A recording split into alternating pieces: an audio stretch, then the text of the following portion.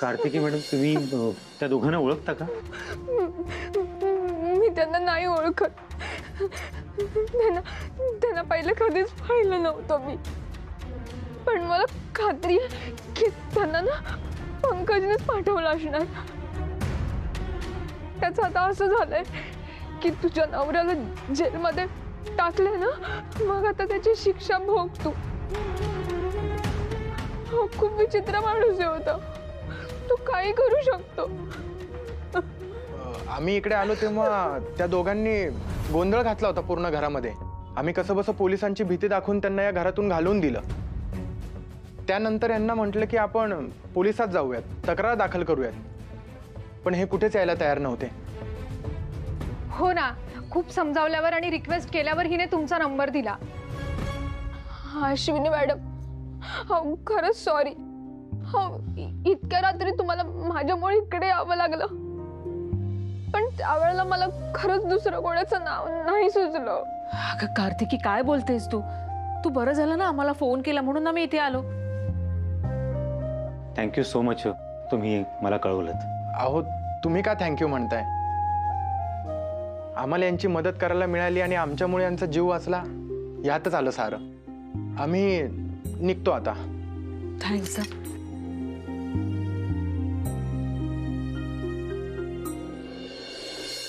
कार्तिकी, तू आता या घरात राहायचं नाही. चल. कार्तिकी मॅडम, हे बघा, पंकजला जरी पोलिसांनी नेलं असलं तरी हे घर तुमच्यासाठी सेफ नाही आहे. तुम्ही प्लीज या घरात एकट्या राहू नका. आणि तुमची मैत्रीण येणार होती ना, तिचं काय झालं? हो, ती येणार होती, पण तिला काहीतरी अर्जंट काम आलं, त्याच्यामुळे तिला नाही शक्य झालं. अहो, आम्हाला सांगायचं ना. का कार्तिकी, तू आता इथे एकटीने राहायचं नाही, तू आमच्या बरोबर चल. हो अश्विनी मॅडम, तुमच्या घरी आल्यानंतर तिकडे सुद्धा पंकजने काही गोंधळ घातला तर माझ्यामुळे झाला तेवढा त्रास बस झाला. मी आणखीन तुम्हाला झालेला त्रास नाही सहन करू शकणार. हे बघा, तुम्हाला काहीही होणार नाहीये. तुम्ही प्लीज आमच्या सोबत चला. ताई. हो, तू इथे एकटीने राहायचं नाहीये, चल आमच्या बरोबर. ठीक आहे, मी येते. एक मिनिट. ताई ताई थांब, मी हळू जरा.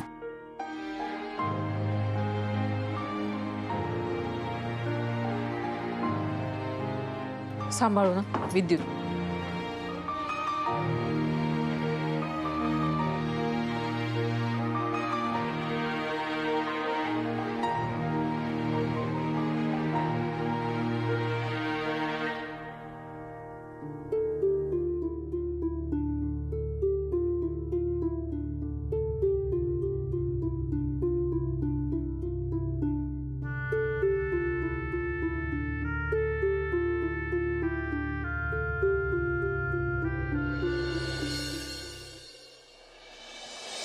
सावकाश.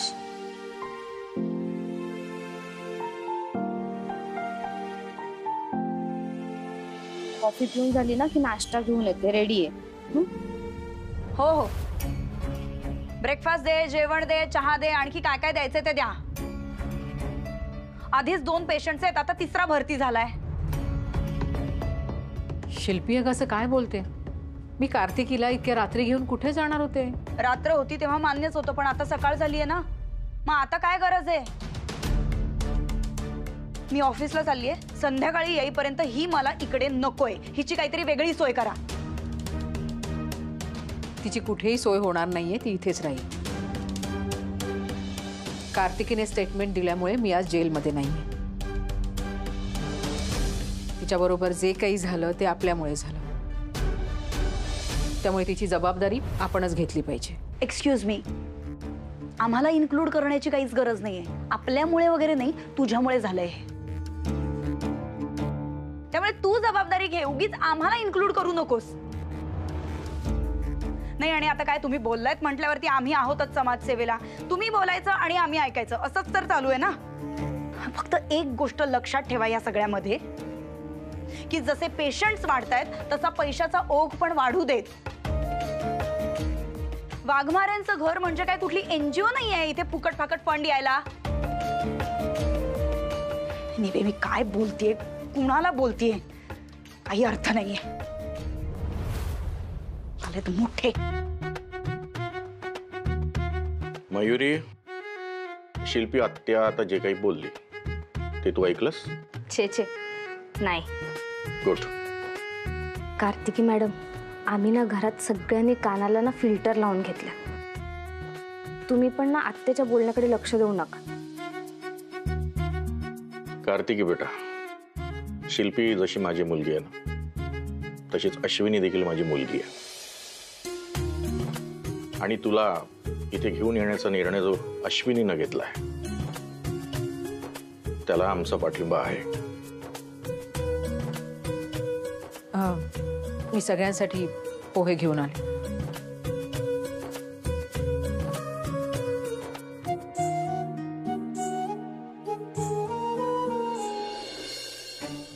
शिल्पी, मी येऊ का तुझ्या बरोबर? नको, मी जाईन. अगं मी येऊ शकतो, मला वेळ आहे आता. नको, मी करते एकटी मॅनेज, काही प्रॉब्लेम नाही. शिल्पी, काय झालंय? तूच सांग ना काय झालंय.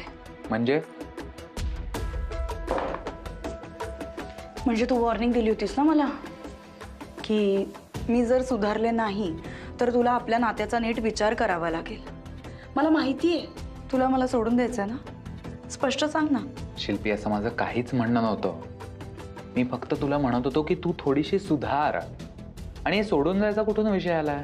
मला काय माहिती हा विषय कुठून आलाय ते. विक्रम, माझा डिवोर्स होण्याच्या आधी, इनफॅक्ट त्याच्या आधीपासून तू आपल्या लग्नाच्या किती मागे लागला होतास. आपण एकत्र राहू, लग्न करू म्हणत होतास ना सारखं सारखं असं. मग आता काय झालं, काय बदललं एवढं? मी तुला मध्ये माझ्या घरी घेऊन गेले, बाबांनी तुझे काहीतरी कान भरले, तेव्हापासून तू काहीतरी वेगळा वागतोयस, वियर्ड विचित्र वागतोयस तू. विक्रम, असं ना आपल्यामध्ये काहीतरी अंतर आल्यासारखं वाटतंय मला. मला कशाची शाश्वती नाही वाटत आहे. असं खूप एकटं पडल्यासारखं वाटतंय मला. आणि कोणीच नाही आहे माझ्यासोबत. माझ्या गरजेला कोणी येणार नाही असं वाटतंय मला सतत. शिल्पी, असं काही नाहीये, मी कुठेही जात नाहीये. विक्रम, मी तुला खरं सांगू का, मी ना तुझ्याशी असं ठरवून काहीच वागत नाही. म्हणजे तुझ्याशी एवढंच बोलायचं, एवढंच, असं काहीच नाही करत. मला तू माझा वाटतोस, हक्काचा. संभावू आता ते फिलिंग कुठेतरी मिसिंग वाटतंय मला. असं वाटतंय की तुला आता मी नाही आवडत. वेडी आहेस का शिल्पी तू? काय बोलतीयस? शिल्पी, मला तू खूप आवडतेस, मनापासून खूप आवडतेस. कम, गिव्ह मी अ हग नाउ.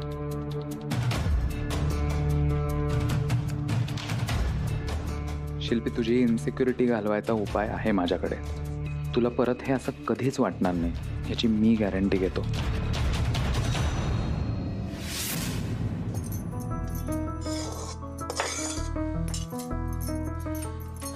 मयू, कार्तिकीसाठी पण घे प्लेट. हो. कार्तिकीला ना घरी आणताना मला एकाच गोष्टीचं टेन्शन होतं. शिल्पी. जाऊ दे काय, आत्या तसंही कोणाचं कधी चांगलं बघू शकणार आहे का? तसं नाही ग, पण मीही कुणाला न विचारता डायरेक्ट तिला घरीच घेऊन आले. आई, आपल्याकडे दुसरा कोणताच ऑप्शन नव्हता. आणि माणुसकी म्हणून आपण इतकं तर केलंच पाहिजे ना. आणि तसंही तू स्वतःच्या आधी इतरांचा विचार जास्त करतेस. मयू, माझं काय होतं माहितीये ना, भावनेच्या भरात ना मी डिसिजन्स घेऊन मोकळी होते. प्रॅक्टिकली कितपत योग्य आहे किंवा नाही याचा विचारच करत नाही. आता कसं काय सगळं मॅनेज होणार आहे देव जाणे. अगं, होईल सगळं मॅनेज. मी आहे ना तुझ्या मदतीला. हो ग, पण शिल्पी म्हणते ते पण खरंच आहे. आपलं इन्कम कमी आणि खर्च जास्त आहे. आता हॉस्पिटलचा खर्च झाला. नशीब कार्तिकीला काही नुकसान भरपाई द्यावी लागली नाही.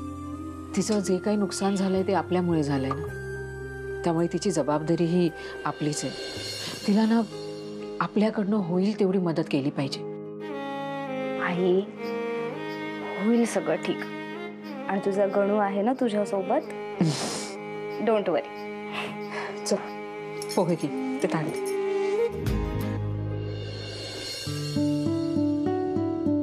प्राजक्ता, खूप खूप खूप थँक्यू ग. ॲक्च्युली तुझ्या कॉन्टॅक्टमुळे ना आईचं खूप चांगल्या क्लिनिकमध्ये ना चेकअप झाला. अँड यू नो व्हॉट, त्यांनी रिपोर्टसुद्धा अगदी पटापट पाठवून दिले. अगदी फर्स्ट प्रायोरिटी म्हणून चेकअप दिला ग त्यांनी. थँक्यू. थँक्यू काय त्यात अगं, ती माझी खूप चांगली मैत्रीण आहे. मी टुरिझमच्या क्षेत्रात आहे ना ग, त्यामुळे तिथे इतके नवीन नवीन लोकांशी ओळख होत असते.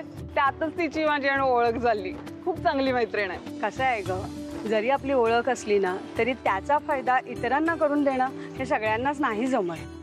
जेनी, तुझ्यासाठी मी काही पण करू शकते. ए बरं ऐक ना, मला आहे ना काही सामान घ्यायचंय, मला उशीर होतोय. चल ना दुकानात. नाही तू जा ना, मला जरा 1-2 कॉल करायचे ते करून घेते मी पटकन. हा चल बाय. अगं जेनी, कशी आहेस तू? ए हाय, सिरियसली? अगं तुझ्या काही अपडेटच नाहीच. कुठे होतीस तू? अगं मला वाटलं तुम्ही दोघी बिझी आहात आणि आता तशी तू आणि अश्विनीने पार्लर चालू केले ना. बाय द वे पार्लर कसं चालू आहे? पार्लर छान आहे ग, पण सध्या बंदच आहे. अगं बंद आहे ग, आपला बिझनेस बंद करून कसं काय चालेल? आय नो ग, पण सध्या काय आहे ना, माझ्या आणि अश्विनीच्या दोघींच्या घरी प्रॉब्लेम सुरू आहेत. एरवी कसं होतं ग, अश्विनीच्या घरी काही प्रॉब्लेम असला ना की मी पार्लरचं बघते आणि मला अगदीच काही प्रॉब्लेम असला तर अश्विनी बघते. पण सध्या ना माझ्या आईची तब्येत चांगली नाहीये ना, त्यामुळे ना मला नाही जाता येत, त्यामुळे पार्लर बंदच आहे. अगं तुझा प्रॉब्लेम आहे ना, मग अश्विनीने जास्त लक्ष द्यायला हवं. एनिवे तशी ती कामात किती सिरियस आहे ना ते मला काही शेअर करायची गरज नाही. असं कसं बोलू शकतेस तू अश्विनी बद्दल? अगं मला तिच्याबद्दल वाईट बोलायचं नव्हतं, पण सगळी घरची जबाबदारी तिच्यावरच आहे. ती तरी काय करणार? आणि बाय द वे मिस इंडियाच्या फेम नंतर ना तिचं पार्लर किती चालत असेल ना मला नाही वाटत. अगं असं काही नाही, छान कस्टमर असतात, इव्हन गर्दी सुद्धा असते. अगं बघतेस ना, आपण दोघींनी सिरियसली बिझनेस केला ना तर खरंच फायद्याचा आहे. बाय द वे जेनी, तू माझ्या पार्लरमध्ये जॉईन हो ना. अगं मी नवीन पार्लर ओपन केलं म्हणून तर मार्केटला आले होते. अगं तुझी सिन्सिअरिटी मला पहिलेपासून खूप आवडली होती. ये ना तू माझ्या पार्लरमध्ये, आपण दोघी खूप जोरात बिझनेस करू. बाय द वे तू पार्लर सुरू केलं हे मला माहित नव्हतं. Heartiest congratulation. पण कसं आहे ना, मी अश्विनीकडे काम करते ना, सो राहू दे, मी तिथेच काम करते. बाय द वे अश्विनी देते त्याच्यापेक्षा मी तुला जास्त पगार देऊ शकते. तसाही तुला पैशाचा प्रॉब्लेम आहेच आणि तुझे सगळे प्रॉब्लेम सॉल्व्ह होतील. थँक्स फॉर द ऑफर, पण नको का. जेनी, झालं माझं काम निघायचं? अगं बरं झालं मी नाही आले दुकानामध्ये. मला ना प्रिटी मधली माझी आणि अश्विनीची जुनी मैत्रीण भेटली.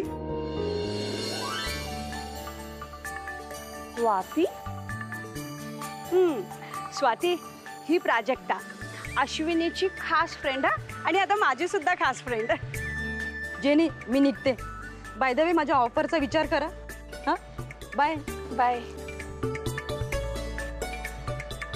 कसली ऑफर ग? काही नाही ग, तू चल.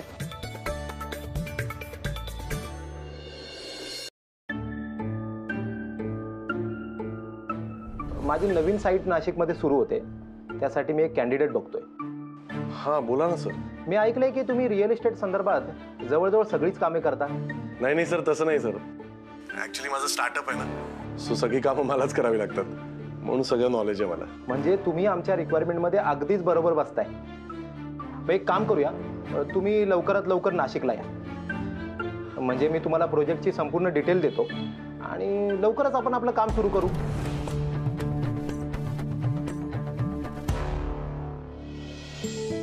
हे असे एकटेच का बसले तिकडे? यांना आवडलं नाहीये का कार्तिकीला इकडे आणणं? नाही, असा विचार नाही करणार, पण यांचं काहीतरी बिनसलंय नक्की.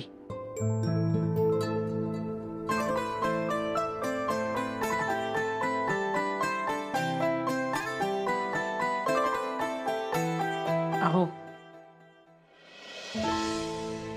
अहो त्रास होतोय का फार? नाही ठीक आहे, बोल ना.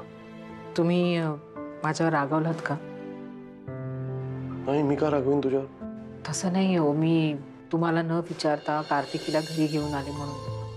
नाही का, मला असं काही वाटलं नाही, मी रागवलं सुद्धा नाही. मी स्वतःवरच रागवलं.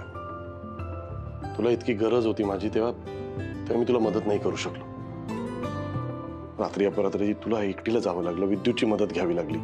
काय उपयोग आहे माझा, सांग मला. असा विचारही मनात आणायचा नाही. तुम्हाला माहितीये, तुम्ही नुसते माझ्या पाठीशी जरी उभे असलात ना तरी केवढं तरी बळ मिळतं मला. मग आता शांत राहायचं, कुठलाही विचार करायचा नाही आणि आराम करायचा.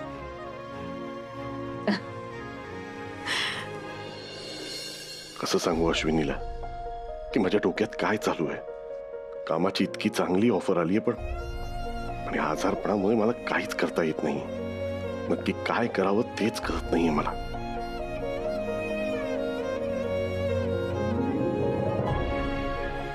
कसला विचार करताय परत? हा काही नाही.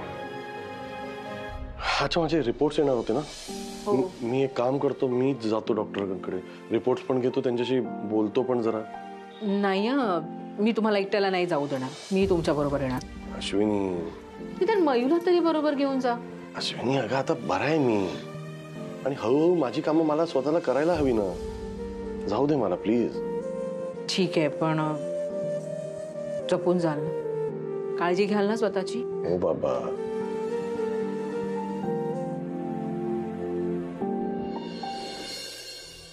दुपारच्या गोळ्या घेतल्यास? हो काकू, घेतल्या. औषध घेण्याबाबत अजिबात हैगई करू नकोस, आणि काय लागलं ना तर हक्काने सांग. तुझंच घर आहे असं समज. बरं आता गप्पाच मारणार आहात की हे आणलं हे घेणार आहात? भयू काय आणलंयस? अरे वा, गरमागरम वडापावणी समोसे. मयू, एक समोसा मी पण खाणार. बाबा, तुम्हाला वडापाव आणि समोसा खायचाय? नाही मिळणार? अगं गंमत केली अश्विनी तुझी मी. मला माहित आहे तू खाऊ देणार नाहीस मला. मी जरा आज जाऊन पडतोय. हो. स्वयंपाक झाला की मला आवाज द्या. बोलावते. पूजा ऐक. सावकाश.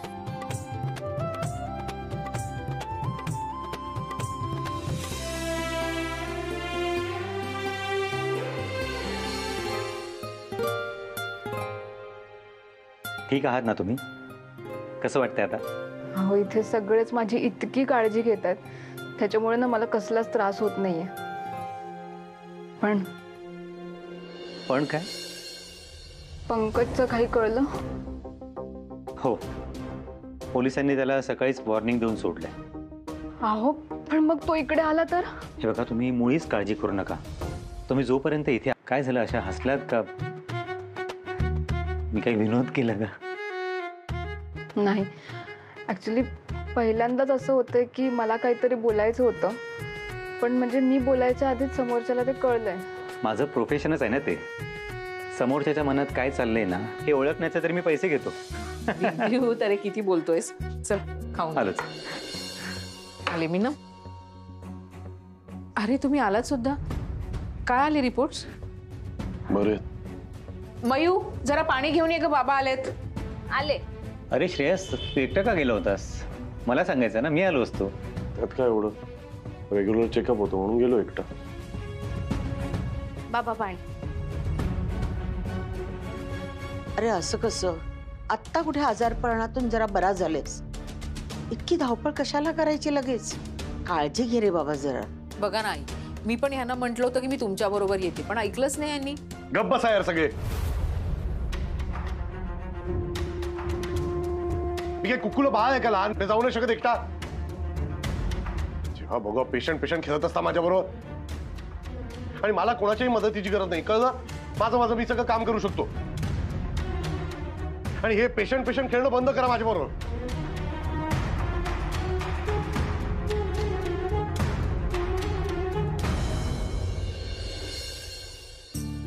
ताई, हे श्रेयसला काय झालं? डॉक्टर काही बोलले असतील का रे? अहो, माझ्यामुळे घरामध्ये अडचण होते आणि सगळ्यांचीच गैरसोय होते, त्याच्यामुळे ते चिडलेत का? नाही ग कार्तिकी, असं काही नाहीये. आणि तू असा विचार अजिबात करू नको, कळलं? नाही, मी एकदा बोलून बघू का श्रेयसशी? नाही नको, ते आता चिडून बाहेर गेलेत. थोडा त्यांचा राग शांत झाला ना की मी बोलते. बरं ठीक आहे, मी निघतो. अरे हे अगं नको, राहू दे. बरं काही असेल तर मला फोन कर. येतो.